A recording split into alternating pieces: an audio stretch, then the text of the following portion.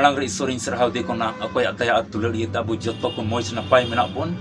इन प्यारेलाल मरांडी नोआ alpha omega संवाद YouTube channel रे अपे जत्तो को आतंग कराम एपे कना नोआ वीडियो रे जत्तो को जिसु मरा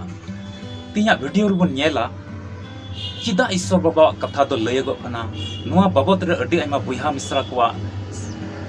दिग्ध मिना से बाको बडाया से मिटे कुकली मिना तको जीवन रे मिटे कुकली मिना चिदा ईश्वर कथा को लयदा और नोआ दिग्ध दो अटी मरंग मन अंतर रे जारवाओ कना अदो ओना दिग्ध बाबत रे पुष्टव ते लय बुना चिदा तिहि नोआ धरती रे तिहिया समय रे तिहिया तारीख रे चिदा ईश्वर बाबा कथा लयगो कना पुष्टव ते बुन पटाया अदो लय गया नोआ वीडियो रिया क्वालिटी को आलम नेला वीडियो रे रोड़े कान उनी आलम नेलया ओना दो न्यूत गे होई दड़या ओना दो आवाज कम होई दड़या जुते हम मन लगाव कते चिचित सनाय में का मुचे धबि नेल में आलम इसकी पा आलम कसा पारमा मुचे धबि नेल में तबे पुष्ट आमा जीवन रे का कुकली मिना दिग्ध मिना ओना दो चबा आतो लय किया नोआ चैनल रे नोआ वीडियो कम नेले कान पहिल दम आम तिnyam नेले कान का अब बम सब्सक्राइब का मा सब्सक्राइब में नुंकाना भोरना वीडियो को न्यामा और मिमिट कथा नुंकाना am चीता ओका तो आमा मसीह जीवन रे भोर और सुलूक के अगुया और आमेम जमाड़ आमा जीवन तो मिटे गुहावना जीवन हुआ अतो बांग बिलम कते मा मन लगाव कते नेल में वीडियो लास नेल तबे तिहिया वीडियो को असल चिचिदा दो नोआ गे नोय तिहिया डेट रे जायगा जायगा रे टुठा टुठा रे आतु आतु रे अटी आयमा तर ईश्वर रेन गुती कमड़ी को दो मिता में अडी आयमा तर बुहा मिश्रा को दो तीन बाइबल रे कथा को लयदा अदो चिता को लयदा चित इयते को लयदा अडी आयमा तर बुहा मिश्रा तिहि नोआ मोने रे मिना तकवा कुकली कना उनको लगी चिता को लयदा चित इयते को लयदा निने कुरुमुटु कते निने मेहनत कते चिता तीन सोशल मीडिया रे चिता तीन यूट्यूब रे चिता तीन जायगा जायगा रे आयमा दिन को लेगो कना ईश्वर कथा चित इयते अतो ओना की मन रे ओका अबवा दिग्ध मिना ओना दिग्ध तिहिन पुष्टते जेमन बुन बटाय और ओना दिग्ध चबा चित इयते तिहिन ईश्वर कथा दो गोटा लयगो कना मिमित भाषा ते मिमित लैंग्वेज ते तिहिन दो लयगो कना चित इयते लयगो कना ओना पुष्टते तिहिन बुन बटाया अतो ध्यान कते मा नेल तबुन पे निय समय बुन नेला मथाई भागी संवाद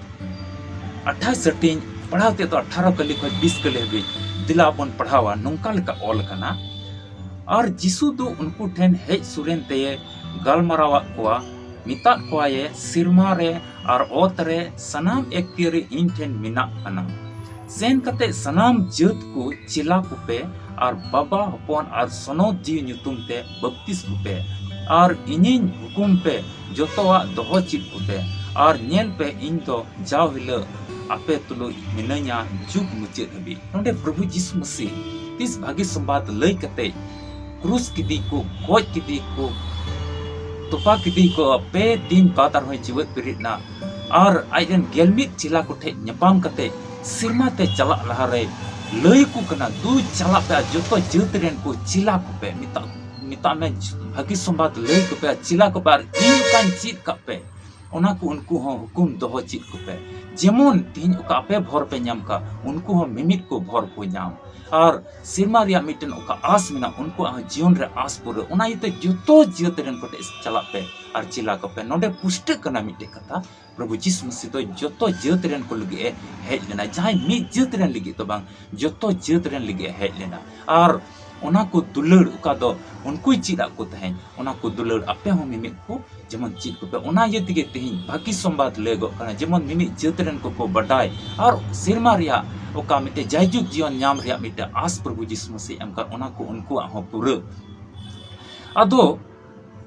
नोडे मिटेन कुकली हिजुक कना चिता बपतिस्मा गे दो जरूर कना मेनदाय तू चला पे जतो जतरन को चिला को पे और बाबा हपन और सनोत जी नुतुम ते बपतिस को पे तो बपतिस तो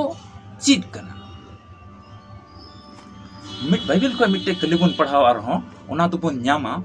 जोहन भागी संवाद 3 हटिंग पढ़ाते तो 5 कली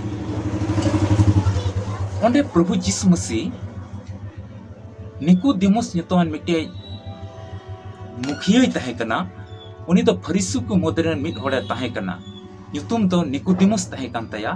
आ जियुद्ध कोरेन मिटेन मुखिया तहे कना अदो फरीसु को तो एकदम को बडाय कान तया धर्म बाबत आयमा को बडाय कान तया अदो उनी निकोदेमुस प्रभु यीशु मसीह ठे हेज कते निंद हेज कते कुली दी कना आम दो निनम कमी दड़े कना रब्बी सरीगी ईश्वर सेज खोज कना प्रभु जीसु मसीह उनी मिताय कना नेल में मिमित आ ईश्वर कमी लगी तो दुसार धावते मितामे दुसार धावते आरहम इतम जनाम जरूर कना निकुतिमुस से मेंदा चिल kan जनाम आ दुसार धावते ची गोगा कुखिरी आरहम चला आरहम जनाम आ मेंदा 3 धबी उनागी ऑल कना प्रभु जीसु मसीह मेंदा योहन भागी संबाद 3 हटिंग 5 कली रे सरी सरी गिन मिताम कना जहां ता आर जीव खन बाय जनाम लेन खान ईश्वर राज रे ओहोय पड़ो दाड़े लेना ता आर जीव खन बाय जनाम लेन खान मितामे का बपतिस्मा हुई कना ओना दो दुसार धाव मितम जनाम कना मिद होड़ दो दुसार धाव जनाम कना ता ते बपतिस्मा आर जीव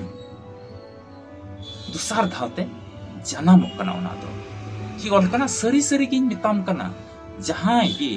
दा आर जीव खन बाय जनाम लेन खान ईश्वरा राज रे ओहोय बोलो दाड़े लेना बाय बोलो दाड़े मितामे जीव रिया उनी रे जीव रिया गुण को हुई जरूर कना आ बपतिस्मा हुई जरूर कना तबे ईश्वरा राज रे उनी बोलो दाड़े लेना आदो नोडे मिटेन नंका आरो बडाय जों रिया दो नोआ गे तीस प्रभु यीशु मसीह सा बरिया देने बना को बरिया को क्रूस लेकिन उनकी मुद्रे मिट्टी तो अंगोज ले दिया मिट्टी तो निंदो दिया प्रभु यीशु मसीह मिट्टी तो अंगोज के दिया ए प्रभु देहन के जेमन इन हो इन उनी अंगोज के दाया गलती को इन अतांगिन में मा राज रे आ प्रभु यीशु मसीह तो अति मरंग आस उनी मा दिया तेहिं गिम होयुआ सेरमा राज राम तेहिं गिम होयुआ तबे नोडे तो ची होइना जीव आया जीव रिया गुण को ओंडे मौजूद है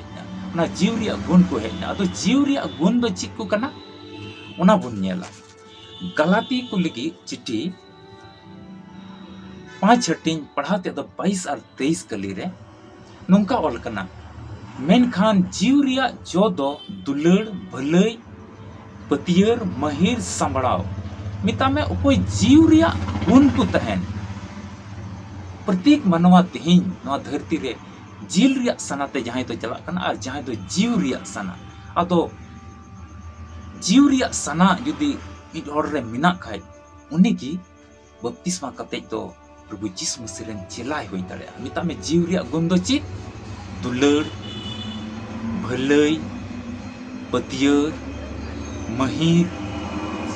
संबड़ाव